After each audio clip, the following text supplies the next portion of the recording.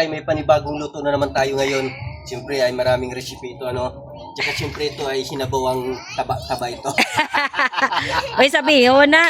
At sabihin pala ito mga kasangkay. Sabi ko ay sinabawang taba-taba. Mga kasangkay, lang yung kulang. Hindi talaga marunong magluto to. Ano ba dapat dito? Lagyan ng tanglad, no? Sarap siguro ito lagyan ng tanglad, eh. No? Tanglad lang talaga yung alam niya. Ano talaga ito mga kasangkay?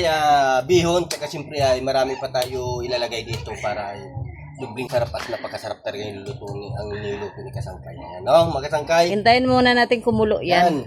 Pakuluin muna natin mga kasangkay para lutong-luto talaga yung mga tabak. Sino ba mahilig sa tabak? I-mix to ni Diguro ang ano ay. Hindi, lutuin muna natin to, tapos ilagay natin yung ano ba yung mga iba pa dito ilalagay natin yung mga tanutan, mga gulay-gulay. Yeah. Ito mga kasangkay, inano natin sa tubig mga kasangkay kasi sobrang tigas talaga. Sa kainin na lang yung tagal-tagal pa Na to. Kasi naka-ice talaga, frozen talaga mga kasangkay. Ayan yan. Sa pala nga lulutuin ni kasangkay. Yan. Ano ang Yan mga kasangkay, ang ganda ng ano. Ayan. Pag magluluto kagamit ang kahoy kasi ang aso. Kain natin kasi kalayo talaga to, kahoy talaga yung ano natin. Sarap ng luto mga kasangkay na ano. Kasangkay Justin mga kasangkay. Yes. Kilala nyo pa ba? Sikat yan dati. Tumigil lang yan, pero dating sikat yan talaga. Dati yan sa PBB Housemate.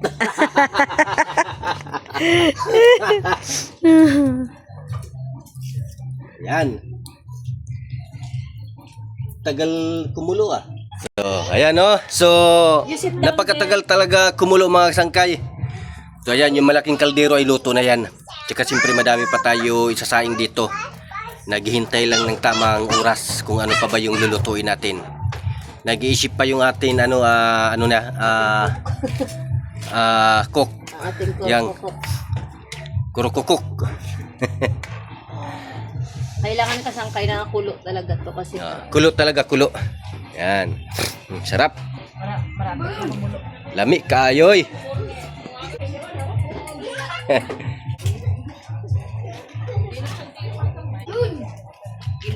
Alaga ni kasangkay yung mga idol. Ayan. Baka kilo, tani kilo na nasa rice cooker. Ani bangro? So, ayan mga kasangkay, bumubukal-bukal na talaga. Lami kaayo mga kasangkay, lami. Den, tawag ka nanay Den. So, ganito mga kasangkay. Ang hirap talaga maging cook, ang hirap pala talaga maging cook, mag-isang cook mga kasangkay. Kaya pala dapat ay, yung mga cook ay talagang dapat ay, maano ka talaga ay matibay pagdating sa initan. Kasi mainit talaga kung magluluto ka mga kasangkay, sobrang init talaga. So ayan mga kasangkay. So tuloy-tuloy pa rin yung pagluluto natin mga kasangkay. Kasi ay marami pa tayong lulutuin. So yun mga kasangkay, maraming salamat sa patuloy nga pagsuportan nyo kay Kasangkay Re. Thank you so much mga kasangkay at mga idol. Good! Ulalay, ulalay, ulalay, ulalay.